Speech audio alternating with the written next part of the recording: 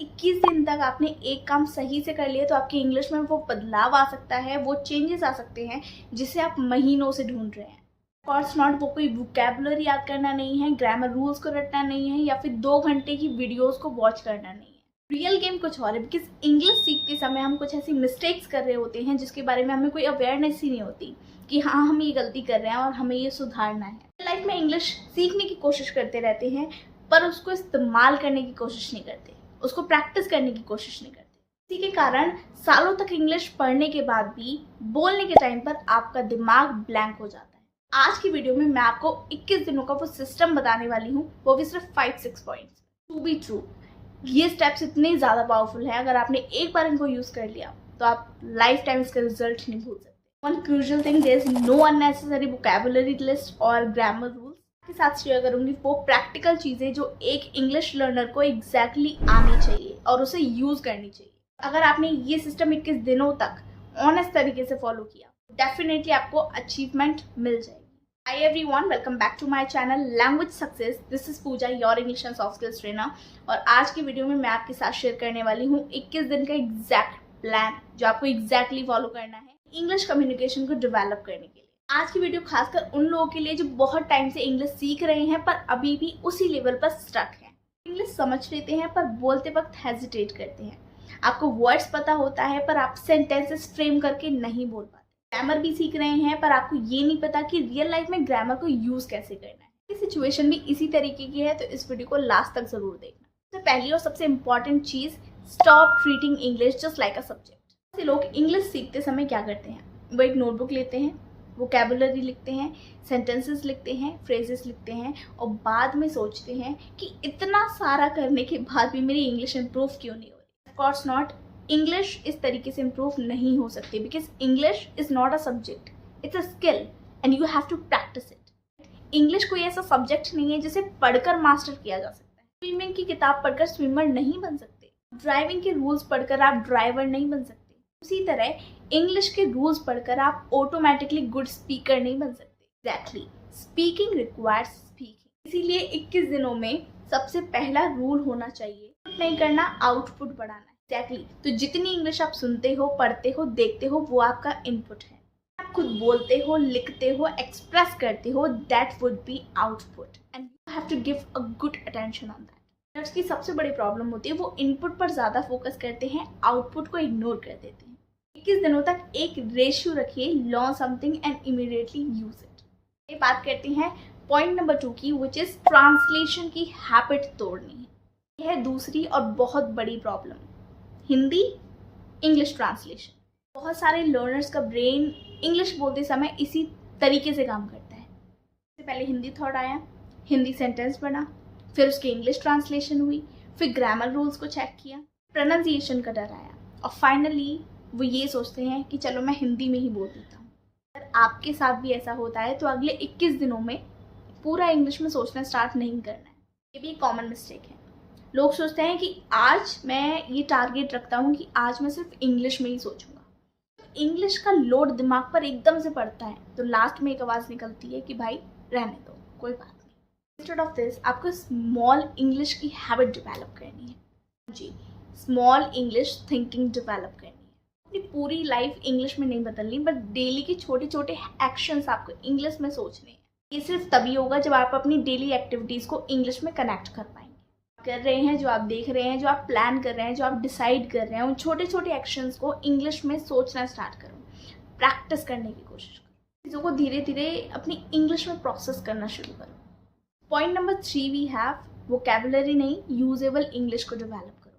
बहुत सारे लोग इंग्लिश को डेवलप करने के लिए वोकैबुलरी के पीछे भागते हैं, वर्ड्स के पीछे भागते हैं। कुछ टारगेट्स बने हुए होते हैं, आज मैं 10 वर्ड्स लर्न करूँगा, कल मैं 20 करूँगा, 30 करूँगा, 40 करूँगा, 50 करूँगा। एक महीने बाद उनकी नोटबुक भर जाती है सीरियसली, और जब बोलने का टाइम आता है उनके माइंड में एक वर्ड नहीं रहता कि राइट सिचुएशन पे कौन सा हमें सेंटेंस, कौन सा वर्ड बोलना है। वो इंग्लिश बोलते हैं ना तो वो 50-100 वोकैबुलरीज को इंक्लूड करके नहीं बोलते, वो सिंपल वर्ड्स को बोल देते हैं। तो फिर आप बताइए कि क्या फ़ायदा है नोटबुक भरने का, क्या फ़ायदा है इतने सारे वर्ड्स रटने का। प्रॉब्लम वोकैबुलरी की क्वांटिटी नहीं है, प्रॉब्लम है कि आपको अपनी वोकैबुलरी एक्टिवली यूज़ करनी आती है। ये अगले 21 दिनों में आपका फोकस होना चाहिए लेस वर्ड्स यूज़ मोर। रोज़ नए वर्ड्स सीखने की ज़रूरत नहीं है। इम्पैक्टफुल वर्ड, यूजेबल वर्ड सीखो, उनको यूज़ करो। कोई वर्ड को सीख रहे हैं उसको अपनी रियल लाइफ से कनेक्ट करने की कोशिश करो। आप कोई वर्ड सीख रहे हैं, आप ये सोचो कि उस वर्ड को मैं किस सिचुएशन में रिलेट कर सकता हूँ या फिर किस सिचुएशन में यूज़ कर सकता हूँ। एक वर्ड सीखा, सेंटेंस बनाने की कोशिश करो, और जब भी आप कोई ऐसी सिचुएशन क्रिएट होती है आप फटाफट से उस सेंटेंस को बोल देंगे with using the exact word, right. तो whatever you are learning, जो भी वर्ड सीख रहे हैं, just try to create some sentences on that and do practice. Step number 4 भी है स्पीकिंग प्रैक्टिस को स्मार्ट बनाओ। यही है सबसे important part, speaking practice. But a lot of questions कि मेरे पास कोई स्पीकिंग पार्टनर नहीं है, इसी वजह से मैं इंग्लिश की प्रैक्टिस नहीं कर पाता या फिर कर पाती। मैं आपको एक बात बताना चाहती हूँ, स्पीकिंग पार्टनर हेल्पफुल है, स्पीकिंग शुरू करने के लिए कंपलसरी नहीं है। और हाँ, आप अकेले भी बहुत स्ट्रॉन्ग फाउंडेशन बना सकते हैं, राइट। यहाँ पर भी लोग गलत तरीके से प्रैक्टिस करते हैं। मिरर के सामने होकर रैंडम इंग्लिश बोलना इफेक्टिव नहीं होता। तो स्ट्रक्चर्ड स्पीकिंग प्रैक्टिस करनी है। 21 दिनों के लिए अपनी इंग्लिश की प्रैक्टिस को 4 पार्ट्स में डिवाइड करिए। Self talk, topic speaking, retelling, lastly recording. आप डेली लाइफ थॉट्स प्लान को खुद से एक्सप्रेस करने की कोशिश। कोई भी एक टॉपिक चुनकर लगातार उस पर इंग्लिश बोलना कोई परफेक्ट इंग्लिश नहीं है। गोल है स्टॉपिंग थॉट को लैंग्वेज में कन्वर्ट करना। टेलिंग, आपने कोई भी इंग्लिश वीडियो, स्टोरी, आर्टिकल, कुछ भी आपने जो भी सुना उसे अपने वर्ड्स में दोबारा एक्सप्लेन कीजिए। बहुत ही पावरफुल टेक्निक है क्योंकि इसमें आपको सिर्फ याद ही नहीं करना, आपको इन्फॉर्मेशन को प्रोसेस करके अपनी लैंग्वेज में बोलना पड़ता है। नेक्स्ट है रिकॉर्डिंग, और ये सबसे अंडररेटेड टेक्निक है, राइट। Record yourself. पर क्यों? क्योंकि जब आप इंग्लिश बोलते हैं आपको अपने मिस्टेक्स का पता नहीं चलता। जब आप रिकॉर्डिंग करते हैं और उसको सुनते हैं तो आपको पता चलता है कि आपने कहाँ पे कितने पॉजेज लिए हैं, कहाँ पे रुके हैं, कहाँ पे एक वर्ड को बार बार यूज़ किया है, कहाँ पे प्रोनाउंसिएशन गलत है, या जो भी आप मिस्टेक्स कर रहे हैं आपको उसका पता चलता रहता है, राइट। तो आपको ये स्टेप्स ज़रूर फॉलो करने हैं अपनी इंग्लिश को डेवलप करने के लिए। बात करते हैं नेक्स्ट पॉइंट की। नेक्स्ट पॉइंट है हमारा ग्रामर को स्पीकिंग के बाद में फिक्स करो। एक बहुत इंपॉर्टेंट कन्फ्यूजन को क्लियर करते हैं। 24 डेज के लिए ग्रामर बिल्कुल पढ़नी है। ग्रामर को स्पीकिंग की एंट्री बैरियर मत बनाइए। पहले मेरी ग्रामर परफेक्ट हो जाए फिर मैं इंग्लिश बोलूँगा, ये एग्जैक्टली वैसा ही है। मैं स्विमिंग के सारे रूल्स परफेक्टली रट लूँ, परफेक्टली सीख लूँ, उसके बाद मैं पानी में उतरूँगा। इसलिए ग्रामर को सिर्फ 21 दिनों के लिए सिर्फ प्रैक्टिकल तरीके से सीखिए। अब बात करते हैं फाइनल पॉइंट की, विच इज़ 21 दिनों को इंग्लिश एनवायरनमेंट में कन्वर्ट कर। और ये आखिरी और सबसे पावरफुल पॉइंट है, create an English environment.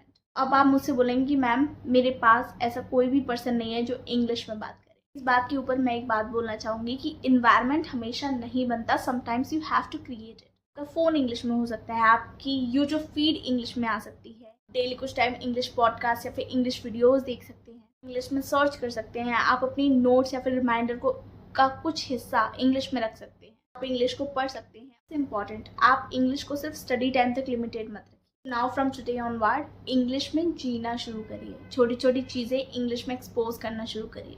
Start living in English, start exploring in English, start loving it.